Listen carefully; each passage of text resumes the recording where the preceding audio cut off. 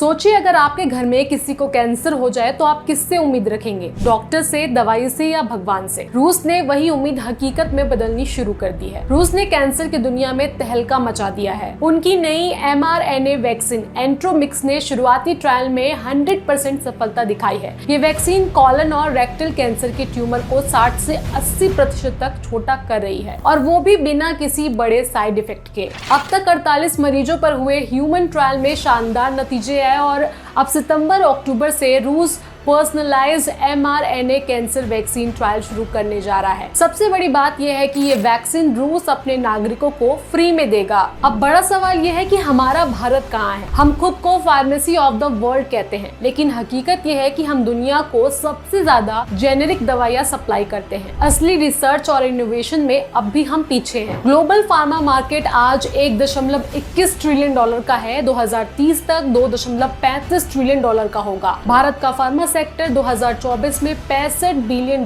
था, 2030 में $130 बिलियन हो सकता है। वॉल्यूम में तीसरे नंबर पर है, वॉल्यूम में सिर्फ 14वें और एक्सपोर्ट में 11वें नंबर पर। हमारी सबसे बड़ी कंपनी सन फार्मा भी दुनिया के टॉप 50 फार्मा कंपनियों में नहीं है। और सबसे बड़ी दिक्कत कि हम R&D यानी कि रिसर्च एंड डेवलपमेंट पर GDP का 1% से भी कम खर्च करते हैं, जबकि दुनिया औसतन 15% करती है। मतलब साफ है, हम क्वांटिटी में आगे हैं लेकिन क्वालिटी और इनोवेशन में अब भी पीछे हैं। और रूस कैंसर पर सीधा वार कर रहा है और अपने लोगों को नई जिंदगी की उम्मीद दे रहा है, और भारत, हम अब भी दूसरों की दवाइयों की कॉपी बनाने में उलझे हुए हैं। सवाल यह है कि हम कब तक नकल करेंगे, असली रिसर्च कब शुरू होगी।